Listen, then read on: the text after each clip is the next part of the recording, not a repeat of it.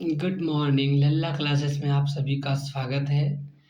आज हम Indian geography का लेक्चर नंबर 13 लेकर के आए हैं और लेक्चर नंबर 13 में अब स्टार्ट करेंगे हम यहाँ से प्रमुख रबर उत्पादक जिला। ठीक है, कौन से जिला में या रबर उत्पादक होता है। तो केरल के एक एर्नाकुलम में चले जाओ, आप कोट्टायम में चले जाओ, कोझिकोड में चले जाओ और कोल्लम में चले जाओ। 4 जगह है, एर्नाकुलम, कोट्टायम, कोझिकोड और कोल्लम। इन चारों जगहों पे आप यदि जाते हैं तो आपको बहुत अच्छे से रबर देखने को मिलेगा। ठीक है, तो केरल के 4 जिले एर्नाकुलम, कोट्टायम, कोझिकोड और कोल्लम। अब देखेंगे कि मैक्सिमम चीज़ कहाँ पे पाया जाता है।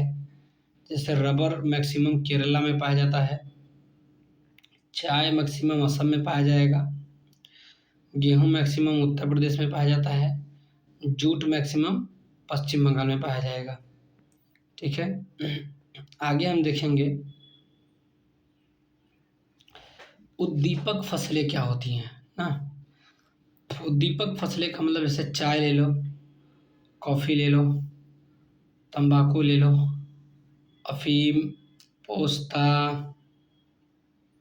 धतूरा, भांग, सुपारी।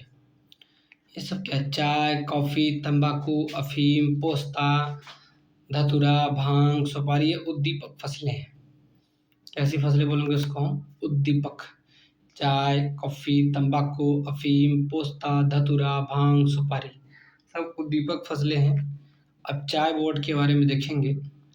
1 अप्रैल 1954 को चाय अधिनियम, ठीक है, और 1953 के अंतर्गत स्थापित एक सांविधिक निकाय है।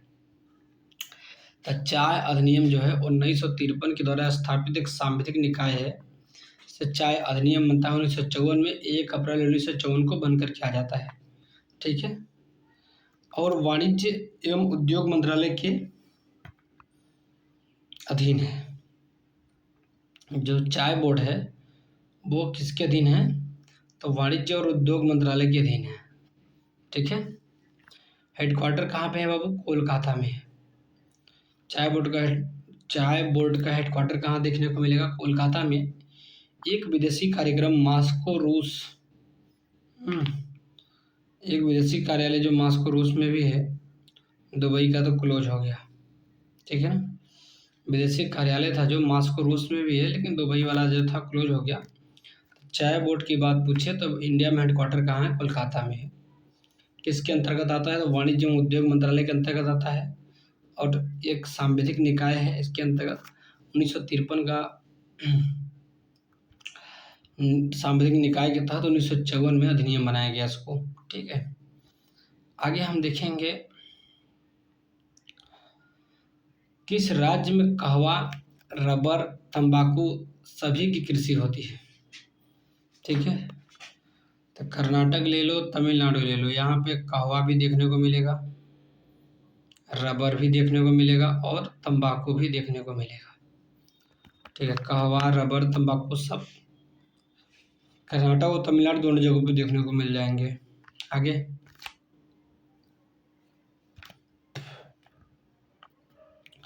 भारत की प्रमुख बागानी फसल नारियल ले लो। भारत की बागानी फसल है नारियल। ताड़ का ले लो, ये भी बागानी फसल है। सुपारी, ये भी बागानी फसल है। कोकोआ भी बागानी फसल है। काजू भी, चाय, कॉफ़ी, रबर सब बागानी फसल है ये। नारियल का भी बगीचा होता है, ताड़ का भी बगीचा, सुपारी का भी बगीचा, कोकोआ इसका भी बगीचा बागानी फसल हो जाए। काजू, चाय, कॉफ़ी, रबर सारा बागानी फसल के अंतर्गत आएंगे। चाय उत्पादन में अग्रणी राज्य तो मैंने पहले बता दिया असम है। तंबाकू गुजरात में बढ़िया उत्पादन होता है। कहवा कर्नाटक में, ये भी मालूम है। जूट पश्चिम बंगाल, ये भी मालूम है। ठीक है, कहने का मतलब ये है कि ज़्यादातर लोगों को कहवा का मालूम होगा, जूट का मालूम होगा, लेकिन तंबाकू तो गुजरात होता है, नहीं पता रहता, तो इसलिए याद रखना कि तंबाकू गुजरात अग्रणी राज्य है, चाय असम। ठीक है, तंबाकू उत्पादक राज्य नंबर 1 गुजरात, दूसरा आंध्र प्रदेश, तीसरा उत्तर प्रदेश। तो गुजरात, गुजरात के बाद चलोगे आंध्र प्रदेश, आंध्र प्रदेश के बाद उत्तर प्रदेश, तीनों जो है तंबाकू उत्पादक राज्य हैं। ठीक है,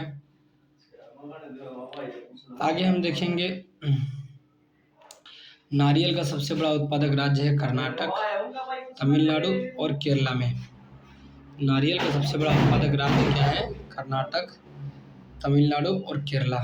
ठीक है, नारियल का सबसे बड़ा उत्पादक राज्य आपको देखना मिलेगा कर्नाटक में, तमिलनाडु में और केरला में। छोटी इलायची के बारे में देखेंगे। छोटी इलायची कहाँ कहाँ पे? तो छोटी इलायची केरल में मिलेगा, तमिलनाडु में मिलेगा और कर्नाटक में मिलेगा। अब याद रखना कि छोटी इलायची जो मिलेगा वो दक्षिण भारत में मिलेगा, केरल, तमिलनाडु और कर्नाटक। अब बड़ी इलायची देखेंगे सिक्किम, अरुणाचल प्रदेश, नागालैंड। सिक्किम, अरुणाचल प्रदेश, नागालैंड। पूर्वी भारत और पूर्वोत्तर भारत में जाएंगे जब आप, तब बड़ी इलायची मिलेगी। ठीक है, तो सिक्किम ले लो, अरुणाचल प्रदेश ले लो, नागालैंड ले लो, यहाँ पे आपको बड़ी इलायची देखने को मिलेगी। और छोटी इलायची केरल, तमिलनाडु और कर्नाटक में आपको मिल जाएगी। आगे चलते हैं, मसालों का बागान किस राज्य को कहा जाता है बाबू? तो हम केरल को मसालों का बागान कहते हैं। आगे देखेंगे मसालों का अग्रणी उत्पादक राज्य, तो मध्य प्रदेश हो गया, राजस्थान हो गया और गुजरात हो गया। मसालों का अग्रणी उत्पादक राज्य, तो मसाला में मध्य प्रदेश भी अच्छा मसाला उगाता है, राजस्थान भी उगाता है मसाला, गुजरात भी अच्छा मसाला उगाता है। तो मसालों का अग्रणी उत्पादक राज्य की बात करें तो मध्य प्रदेश, राजस्थान, गुजरात। मसालों का राजा काली मिर्च को कहते हैं। मसालों का राजा कहेंगे काली मिर्च और रानी कहेंगे इलायची को। सोचो, मसाला है, मसालों का राजा में काली मिर्च ना डालो ना, मज़ा ही नहीं दिखता। अब मसालों की रानी की बात करेंगे हम तो इलायची है। क्या है मसालों की रानी? इलायची है। ठीक है, आगे हम देखते हैं अपना काली मिर्च का अग्रणी उत्पादक राज्य, वही फिर कर्नाटक में चले जाओ, केरला में चले जाओ, काली मिर्च वहाँ पे ही मिलेगा। इलायची का अग्रणी उत्पादक राज्य देखेंगे, इलायची केरला में और तमिलनाडु में। कहने का मतलब कि ये आप याद रखना, इलायची जो केरल और तमिलनाडु में देखने को मिलता है, और काली मिर्च कर्नाटक और केरल में मिलता है। कैसे? काली मिर्च कर्नाटक और केरल, इलायची केरल और तमिलनाडु। ठीक है, लौंग प्राप्त होती है कहाँ से? लौंग प्राप्त होती है तो यूजीनिया कैरियोफाइलेटा नामक सदाबहार वृक्ष की सूखी हुई पुष्प कलिका से लौंग प्राप्त होती है। तो कहने का मतलब एक वृक्ष होता है यूजीनिया कैरियोफाइलेटा, यूजीनिया कैरियोफाइलेटा होता है नामक एक सदाबहार वृक्ष की सूखी हुई पुष्प कलिका से लौंग की प्राप्ति होती है। और तमिलनाडु में जब चले जाएंगे वहाँ लौंग मिलेगा, कर्नाटक और केरला में। मतलब आप ऐसे याद रखना कि मसाले लगभग जो दक्षिण भारत में ही होते हैं, तो आप तमिलनाडु, कर्नाटक, केरल तीनों जगह पे जाएंगे तो आपको लौंग प्राप्त हो जाएगी। इसका नाम है यूजीनिया कैरियोफाइलेटा। यूजीनिया कैरियोफाइलेटा नामक एक सदाबहार वृक्ष है, जिस वृक्ष से हमें जो है लौंग की प्राप्ति होती है। ठीक है बाबू, आगे हम देखेंगे काली मिर्च की दशाएं क्या होती हैं ना। काली मिर्च की दशाएं के बारे में टेम्परेचर देखेंगे तो 15 से 30 डिग्री सेल्सियस आपको टेम्परेचर चाहिए काली मिर्च बोने के लिए। 15 डिग्री सेल्सियस से 30 डिग्री सेल्सियस टेम्परेचर चाहिए। रेन की बात करेंगे हम, तो 200 सेंटीमीटर से अधिक वर्षा यदि होगी तभी काली मिर्च होनी है, नहीं तो होनी नहीं है। ठीक है, उष्ण एवं आर्द्र जलवायु में, गर्म जलवायु रहेगी, आर्द्र जलवायु जहाँ पे रहेगी वहीं पे काली मिर्च होगी। 1100 मीटर तक की ऊंचाई के पहाड़ी ढाल पे होती है। आप सोचो 1100 मीटर की ऊंचाई पर हम पहाड़ी ढाल पे जब बोएंगे काली मिर्च तो वहीं होती है। इसे ब्लैक गोल्ड भी कहा जाता है काली मिर्च को, काला सोना भी कहते हैं काली मिर्च को। काली मिर्च को क्या कहते हैं बाबू? काला सोना भी कहते हैं। अब आगे हम देखेंगे झूमिंग कृषि क्या होती है। तो झूमिंग कृषि के बारे में देखेंगे, झूमिंग अथवा पैड़ा पद्धति क्या है। ये झूमिंग देख लेंगे अथवा पैड़ा पद्धति क्या है, इसके बारे में हम देखेंगे। तो यहाँ क्या करेंगे, जंगल काट कर सूखने को छोड़ देना उसको क्या कहते हैं बाबू? झूमिंग अथवा पैड़ा पद्धति कहते हैं। तब आप याद रखना, झूमिंग का मतलब कि एक जगह से जंगल को काट करके वहाँ पे खाने की चीज़ें उगाना, फिर उसके बाद में दूसरी जगह से करना, ये सब झूमिंग कृषि में आता है। तो वही है मेन बात, जंगल को काट कर सूखने को छोड़ देना, ये क्या है? झूमिंग अथवा पैड़ा पद्धति है। क्षेत्र देख लेते हैं बाबू, और स्थानांतरित कृषि खेती देख लेते हैं। पश्चिमी घाट में स्थानांतरित कृषि को कुमारी बोलते हैं। क्या बोलते हैं बाबू? कुमारी। पश्चिमी घाट में स्थानांतरित कृषि को क्या बोलते हैं? कुमारी। दक्षिण पूर्वी राजस्थान की बात कर ले तो वालतेरे है, वालतरे बोलते हैं ना। क्या बोलते हैं? राजस्थान के दक्षिण पूर्वी क्षेत्र में स्थानांतरित कृषि को क्या बोलते हैं? वालतरे। उत्तर पूर्वी भारत में झूम बोलते हैं, ठीक है। पूर्वोत्तर भारत में यदि कोई पूछे कि स्थानांतरित कृषि को क्या बोलते हैं बाबू, तो झूम झूम बाबा झूम।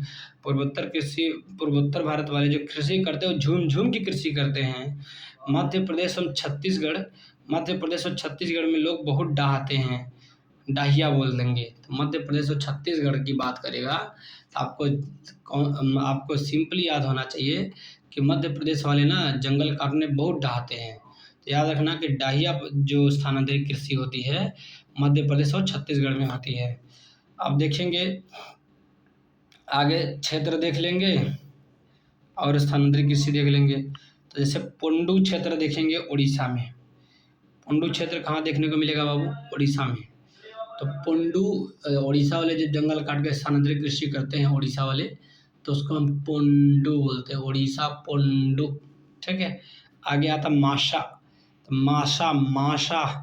माशा की बात करेगा तो मध्य प्रदेश, माशा की बात करेगा तो क्या हो जाएगा? मध्य प्रदेश, ठीक है। और उसके बाद में ये पूनम देखेंगे तो केरल में। पूनम कहाँ की स्थानांतरित कृषि है बाबू? तो केरल की है। पूनम कहाँ की स्थानांतरित कृषि है बाबू? केरल की है। माशा कहाँ का है? तो मध्य प्रदेश का है। और पुंडू कहाँ का है? उड़ीसा का है, ठीक है। कोई दिक्कत नहीं होनी चाहिए। अब आगे हम देखेंगे कृषि विविध। तो कृषि विविध में देखेंगे बीजों का वर्गीकरण करके देखेंगे अब हम। तो प्रजनक बीज क्या होते हैं? बीज उत्पादन का मूल स्रोत यह है। प्रजनक बीज क्या होता है बाबू? तो बीज उत्पादन का मूल स्रोत है। यह अनुसंधान केंद्रों, कृषि विश्वविद्यालय द्वारा तैयार किए जाते हैं। तो प्रजनक बीज को कौन तैयार करता है? तो अनुसंधान केंद्र तैयार करता है और कृषि विश्वविद्यालय द्वारा तैयार किया जाता है। इसके थैले पर सुनहरा पीला रंग का टैग लगाया जाता है। इसके थैले पर जो है सुनहरा पीला रंग का क्या लगाया जाता है बाबू? टैग लगाया जाता है, ठीक है। तो कोई पूछ ले कि जब प्रजनक बीज में थैले पर कौन सा टैग लगाया जाएगा, तो सुनहरा पीला रंग का टैग लगाएंगे कि यह प्रजनक बीज है और अनुसंधान केंद्रों और कृषि विश्वविद्यालय द्वारा इसको तैयार किया जाता है। अब प्रजनक बीज के बाद हम बी पे चलेंगे, आधार बीज देखेंगे क्या होता है। आधार बीज, तो प्रजनक बीज से आधार बीज तैयार किया जाता है, इसे सफ़ेद रंग का टैग। अच्छा, जब प्रजनक बीज से आधार बीज को तैयार करेंगे हम, ठीक है, तो उस पर सफ़ेद रंग का टैग लगा देंगे। किसका टैग लगा देंगे बाबू? सफ़ेद रंग का टैग लगा, मतलब यहाँ पे बीज तैयार हो रहे हैं। क्या तैयार किया जा रहा है? बीज तैयार किया जा रहा है। अब आधार बीज की बात आता है प्रमाणित बीज। प्रमाणित बीज में क्या कहा गया है? आधार बीज से उत्पादित किया जाता है, इसे नीले रंग का टैग लगाया जाता है। कहने का मतलब है बाबू कि बीज मान लो यहाँ पे बन गया प्रमाणित बीज। तो प्रजनक बीज के बाद आधार बीज के बाद प्रमाणित बीज। तो देखो प्रजनक बीज में सुनहरा पीला रंग का टैग लगाया जाएगा, ठीक है, कृषि विश्वविद्यालय में और अनुसंधान केंद्रों में किया जाता है। आधार बीज में क्या करेंगे हम? प्रजनक बीज से तैयार करेंगे आधार बीज और सफ़ेद रंग का टैग लगा देंगे। और प्रमाणित बीज में क्या करेंगे बाबू? हम आधार बीज से उत्पादित करेंगे और नीले रंग का टैग लगा देंगे, ठीक है। आगे हम देखेंगे टैपियोका फसल कहाँ पे? तमिलनाडु राज्य में होती है, ठीक है। पहला मतलब कि टैपियोका फसल जो है सबसे फर्स्ट तमिलनाडु में होती है। कपास गुजरात, ठीक है। जूट एवं पटसन पश्चिम बंगाल में। मूंगफली गुजरात में, ठीक है। मूंगफली कहाँ पे? गुजरात में। चावल जूट और पटसन की बात करें तो पश्चिम बंगाल में। कपास गुजरात में, टेपियोका तमिलनाडु में है। ट से टेपियोका, ट से तमिलनाडु की बात कर लो, ठीक है। आगे हम देखेंगे आलू प्रथम स्थान पे कहाँ होता है बाबू, तो यूपी पे। यूपी वाले ज़्यादा आलू उगाते हैं प्रथम। नारियल, नारियल तो केरला में होता है, कभी कभी कर्नाटक में हो जाता है, सब बढ़ते झड़ते रहते हैं, ठीक है, तो अपना याद रखना। तंबाकू की बात करोगे तो तंबाकू गुजरात, आंध्र प्रदेश में भी तंबाकू होता है, कभी यहाँ कभी वहाँ ज़्यादा। इस समय गुजरात में है तो गुजरात का याद रखना। केला, तो केला आंध्र प्रदेश। केला पे कहाँ पे बाबू, आंध्र प्रदेश में, ठीक है। आगे हम देखते हैं राष्ट्रीय केला अनुसंधान केंद्र की स्थापना जो हुई तिरुचिरापल्ली तमिलनाडु में 21 अगस्त 1993 को हुई थी। तो राष्ट्रीय केला अनुसंधान केंद्र की स्थापना तिरुचिरापल्ली तमिलनाडु में 21 अगस्त 1993 को हुई है, ठीक है। आगे हम देखेंगे इकोनॉमिक सर्वे 22-23 के अनुसार देखेंगे तो अकॉर्डिंग टू इकोनॉमिक सर्वे 2022-23 के अनुसार चावल जो है 130 मिलियन टन, गेहूँ 106 मिलियन टन, मोटे अनाज 50.9 मिलियन टन और दालें 27.7 मिलियन टन, ठीक है, उत्पादन की बात कर रहा है। आगे हम देखेंगे, ये सब थोड़ा थोड़ा आइडिया ले लो, ठीक है, इसकी हाँ जहाँ पे याद करने वाली है उस पर हम बोलेंगे, ज़्यादा जोर देंगे। शीर्ष कुल खाद्यान्न उत्पादक के बारे में देखेंगे। राज्य, सबसे ज़्यादा खाद्यान्न उत्पादक वाला राज्य कौन कौन सा है, परसेंटेज नहीं, बस इतना आपको याद रखना कि यूपी जो है 17.7% खाद्यान्न उत्पादन कर रहा है यूपी। एमपी आ जाता है 12.3% और पंजाब आता है 8.9%। तो सबसे ज़्यादा खाद्यान्न उत्पादक राज्य यूपी है, फिर मध्य प्रदेश, फिर पंजाब है। इंडिया में 315 मिलियन टन उत्पादक होता है, ठीक है। अब फसलें के बारे में देखेंगे हम। अब फसल नाशक जीव, जैसे फसल हो गए और फसल नाशक जीव क्या क्या होते हैं, तो गेहूं में एफिड जो है फसल नाशक जीव है, एफिड। गेहूं में एफिड फसल नाशक जीव है, कौन सा बाबू, एफिड। धुंडी मतकुंठ, ये चावल का फसल नाशक जीव है। तो चावल का फसल नाशक जीव कौन है बाबू, तो याद रखना धुंडी मतकुंड। गन्ना का शीर्ष प्ररोह भेदक सलभ, शीर्ष प्ररोह भेदक सलभ बोलते हैं गन्ना का। तो शीर्ष प्ररोह भेदक सलभ फसल नाशक जीव किस फसल में होता है, तो गन्ना में होता है। और चना में जो फसल नाशक जीव है और गोलक और शलभ, चना में गोलक और शलभ। चना में कौन सा फसल नाशक जीव है बाबू, गोलक और शलभ। गन्ना में शीर्ष प्ररोह भेदक सलभ, चावल में धुंडी मतकुंड और गेहूं में एफिड। फसलें और बीमारी का नाम, देखो ये सब बहुत इम्पोर्टेंट है, हर साल हर एग्जाम में आते हैं, ठीक है। गन्ना को रेड रॉट कहा जाता है। गन्ना को क्या कहा जाता है बाबू, रेड रॉट कहा जाता है। धान में कहते हैं गन्ना में कौन सी बीमारी लगती है, रेड रॉट की बीमारी। कभी कभी आप गन्ना चुगने जाओ, जैसे बोलते हैं रस निकाल के चुगने जाओ ना, तो देखते होगे कि लाल लाल जो है उसमें लगा रहता है, तो वो रेड डॉट बोलते हैं उसको। क्या बोलते हैं बाबू, रेड डॉट बोलते हैं।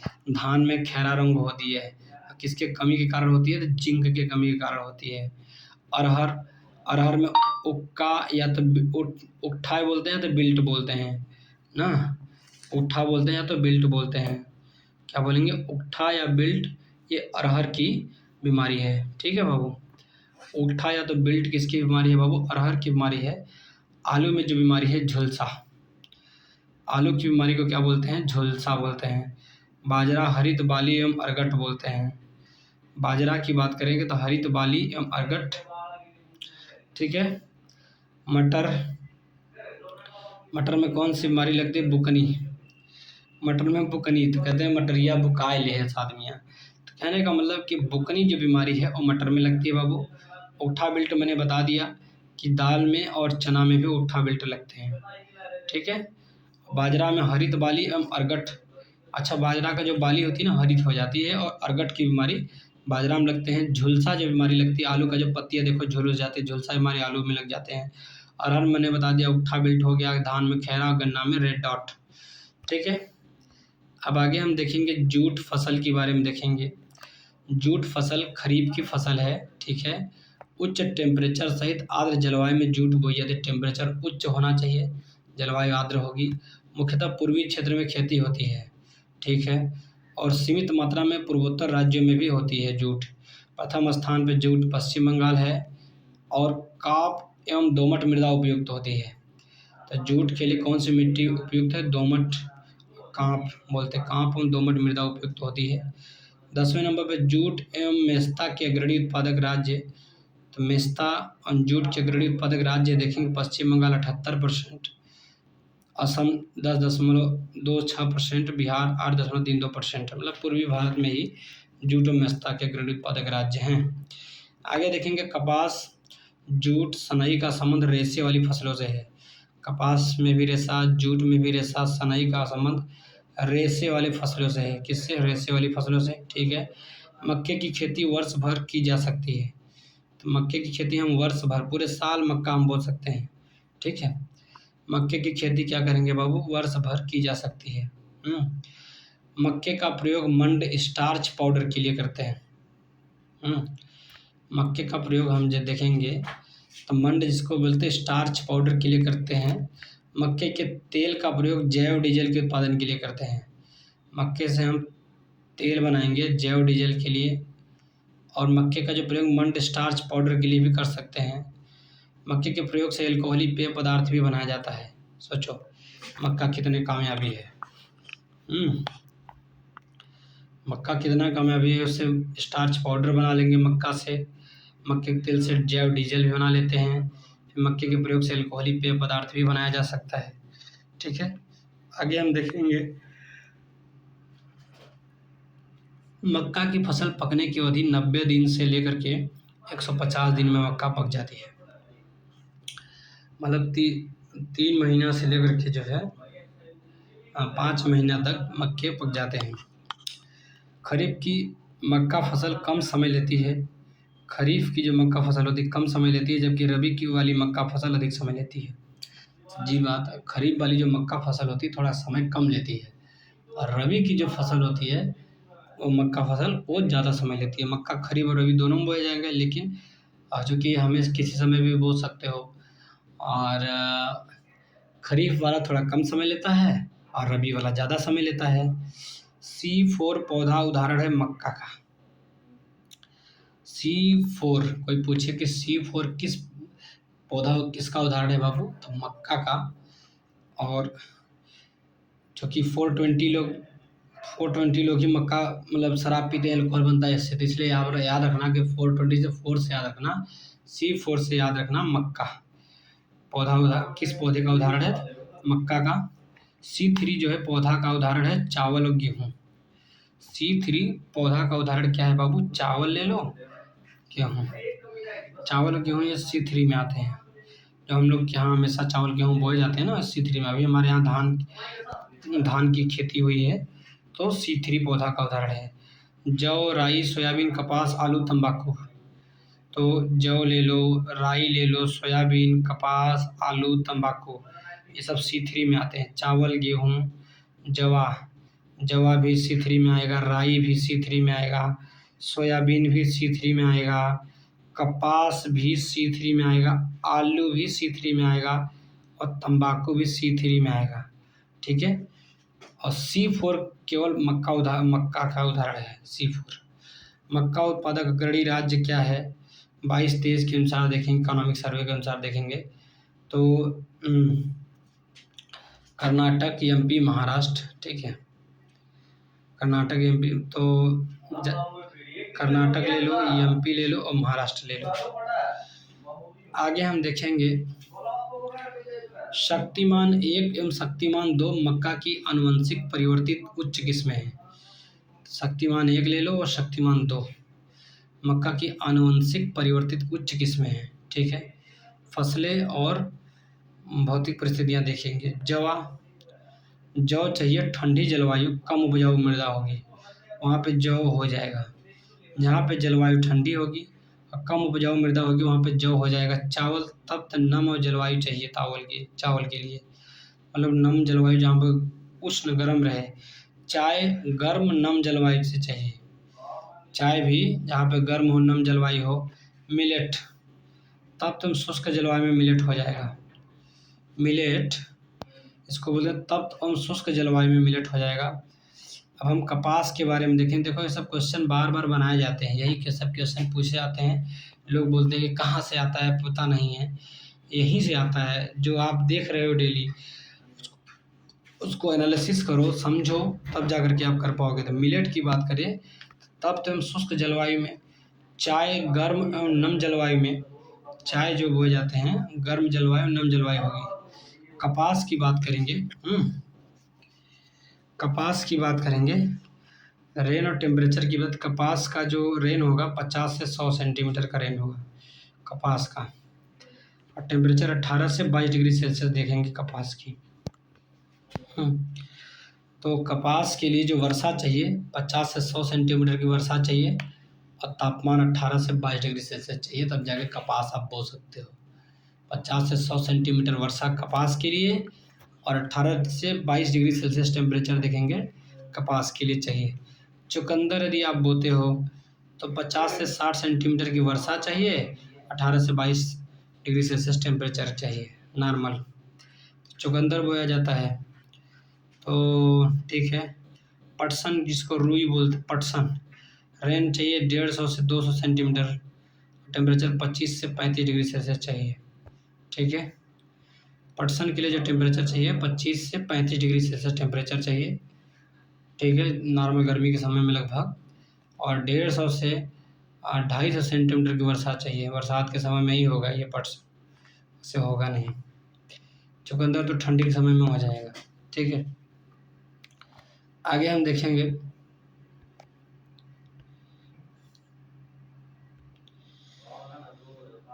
प्याज की खेती के लिए पहले बीज डालकर पौधा तैयार किया जाता है, फिर इन्हें पौधे का प्रतिरोपण कर दिया जाता है। सेम प्रोसेस जैसे धान में होती है वैसे ही प्याज की खेती के लिए किया जाता है।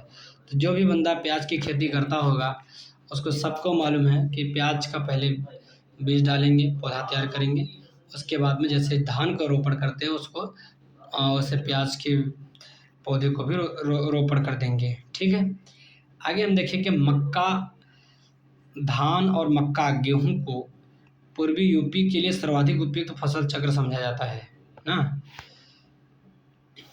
धान ले लो, मक्का ले लो और गेहूं। अपना यूपी का पूर्वी क्षेत्र ले लो, यूपी का पूर्वी क्षेत्र के लिए धान, मक्का और गेहूं, क्या क्या, धान ले लो, मक्का ले लो, गेहूं को के लिए सर्वाधिक उपयुक्त फसल चक्र है समझा जा रहा है। ये देखो बोर्ड देख लो, ये मुख्यालय देख लो। तो कॉफ़ी बोर्ड का मुख्यालय कहाँ पे, बेंगलुरु कर्नाटक में देखने को मिलेगा। तो कॉफ़ी बोर्ड के मुख्यालय में गया हूँ बेंगलुरु कर्नाटक में। रबर बोर्ड की बात करें तो कोट्टायम केरल में है। रबर बोर्ड की बात करें तो इसका मुख्यालय कहाँ देखने को मिलेगा, कोट्टायम केरल में। चाय बोर्ड की बात करें तो कोलकाता पश्चिम बंगाल में है, पहले ही बता दिए थे। तंबाकू बोर्ड मैंने बता दिया था कि गुंटूर आंध्र प्रदेश में है। तंबाकू बोर्ड कहाँ पे है, गुंटूर आंध्र प्रदेश में है। ठीक है, आगे हम देखते हैं सब्जी उत्पादन में भारत सेकेंड स्थान पर है, 11.38% योगदान है। फर्स्ट स्थान पर चीन है। तो सबसे हरी सब्जियां जो सबसे ज़्यादा उत्पादन कर रहा है वो चाइना करता है। दूसरे नंबर पे भारत का स्थान है। भारत का कंट्रीब्यूशन जो है सिर्फ 11.38% है। आम की बीज रहित सीडलेस प्रजाति सिंधु है। अच्छा, आम की सिंधु प्रजाति की आम खाएंगे जब आप, उसमें बीज नहीं रहेगा। विश्व की एकमात्र बीज रहित प्रजाति है सिंधु। तो आम की एक प्रजाति है सिंधु बाबू, उसमें बीज होता ही नहीं है। ठीक है, बीज रहित है, विश्व की एकमात्र बीज रहित प्रजाति है। आगे, आम की आम्रपाली किस्म को दशहरी एवं नीलम के क्रॉस से विकसित किया गया है।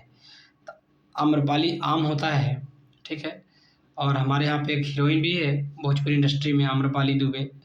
तो कहने का मतलब है कि आम्रपाली किस्म की जो आम होती है ना वो दशहरी और नीलम के क्रॉस से विकसित किया गया है।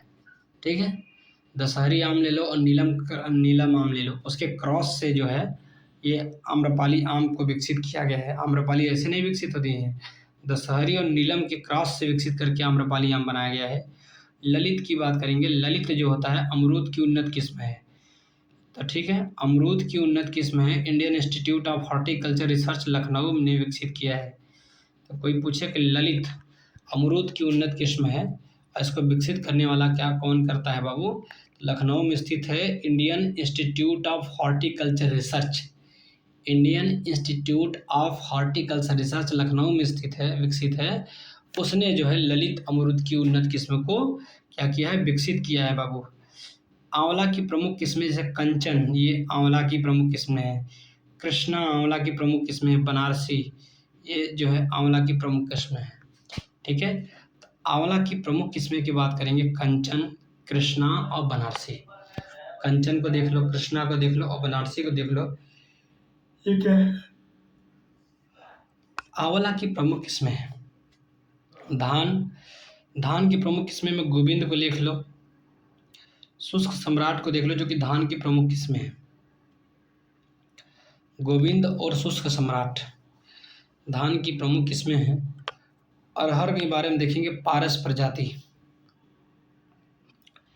अरहर जो होती है पारस प्रजाति, मटर प्रकाश प्रजाति। मटर की जो प्रजाति है वो प्रकाश प्रजाति होती है, और अरहर की जो प्रजाति होती है अरहर पारस प्रजाति। देखो अब इसको आप याद रखो कैसे करोगे। तो जो पारस प्रजाति होती है ना, अरहर दाल को बड़ा पॉलिश वॉलिश करके बेचा जाता है। ठीक है, तो याद रखना पॉलिश से पारस प्रजाति जो होगा वो अरहर की होगी। अब मटर की बात करेंगे तो मटर चमकता रहता है हमेशा, प्रकाश प्रजाति मटर की है। अब धान की प्रजाति की बात करें, धान भाई देखो चावल नहीं खाएगा तो सब आदमी, तो गोविंदा और शुष्क सम्राट है चावल। चावल तो लोग खाते ही खाते हैं। तो ठीक है, धान की जो प्रजाति है गोविंद और शुष्क सम्राट है। ठीक है, आगे हम देखेंगे। आज अपने लेक्चर को हम यहीं पे जो है विराम देते हैं। अब आप देखिए, सब्सक्राइब करिए, लाइक करिए, कमेंट करिए और मस्त रहिए, एंजॉय रहिए, और आप लोग स्वस्थ भी रहिए। ठीक है, जो कि स्वस्थ रहेंगे तभी आप जो है जो भी कार्य करते हैं उसमें आप सफलता पाएंगे। ठीक है, अपना ख्याल रखिए। Bye, best of luck.